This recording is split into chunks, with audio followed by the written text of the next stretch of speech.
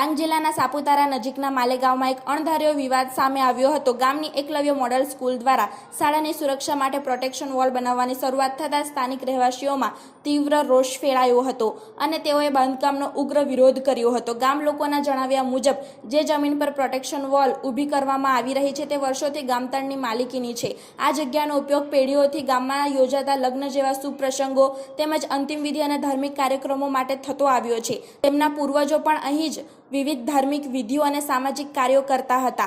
આવી પરિસ્થિતિમાં શાળા દ્વારા કોઈપણ પ્રકારની જાણ કર્યા વગર જ આ જમીન પર દિવાલ બનાવવાનું શરૂ કરાતા સ્થાનિક લોકોની ધાર્મિક ભાવનાઓને ઠેસ પહોંચી હતી। જો કે આ વિરોધને પગલે ડાંગ જિલ્લા પ્રાયોજન વહીવટદાર કચેરીના અધિકારીઓ દોડતા થયા હતા અને અધિકારીઓએ ગ્રામજનોને સમજાવટથી વાત કરી હતી અને આ જગ્યા છોડીને દિવાલ બનાવવામાં આવશે એવી બાંહેધરી આપી હતી। ત્યારે આ સમગ્ર મામલો શાંત પડ્યો હતો। જો કે આ અંગે સ્થાનિકોએ શું કહ્યું તે જોઈએ।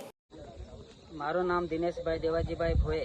હું આ ગામમાં મારી ઉંમર 40 વર્ષની છે અને હું 40 વર્ષથી આ જાણું છું કે આ જગ્યા અમારી બાપ દાદા અમારા ગામની જ છે અને અહીં વાઘ બારસની સંસ્કૃતિ નિભાવવામાં આવે છે અને ગામમાં કંઈ પણ અશુભ થતું હોય તો આ જગ્યાએ વિસામો આપતા હોય છે અને આ જગ્યા અમારા ગામની છે અને અમે અમારી સાથે આ અન્યાય થઈ રહ્યો છે તો આ જગ્યા અમે નહીં આપીએ।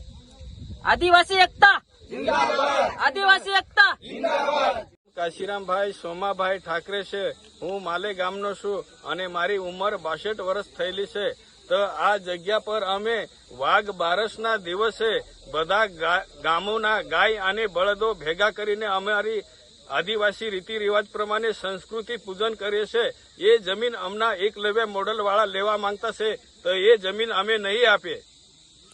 જે બદલ સરકારશ્રીને અમારી રજૂઆત છે કે એ જમીન અમને પાછી અપાવો એવી મારી વિનંતી છે। સુષ્માબેન સતીશભાઈ પવાર છે। હું રહેવાસી માલે ગામની છું। જે જમીન અમારી છે એ ધાર્મિક જમીન છે।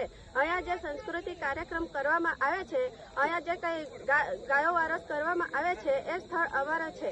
એ અમે જે સ્કૂલ છે તે આ જમીન લેવા માંગે છે એકલવ્ય સ્કૂલ, પણ અમે આપી શકતા નથી કેમ કે અહીંયા જે કંઈ મરણ ધરણની જગ્યા હોય છે અને જે કંઈ ધાર્મિક સંસ્કૃતિ હોય છે એટલે અમે આ સંસ્કૃતિ જમીન અમે કોઈને આપી શકીએ નહીં। જે એકલવ્ય સ્કૂલે આ ગ્રાઉન્ડ બનાવેલ છે એ તમે રદ કરવા વિનંતી કરીએ છીએ ને આ જગ્યા અમને જે હકમાં છે તે અમને અપાશો એવી હું સરકારને વિનંતી કરું છું।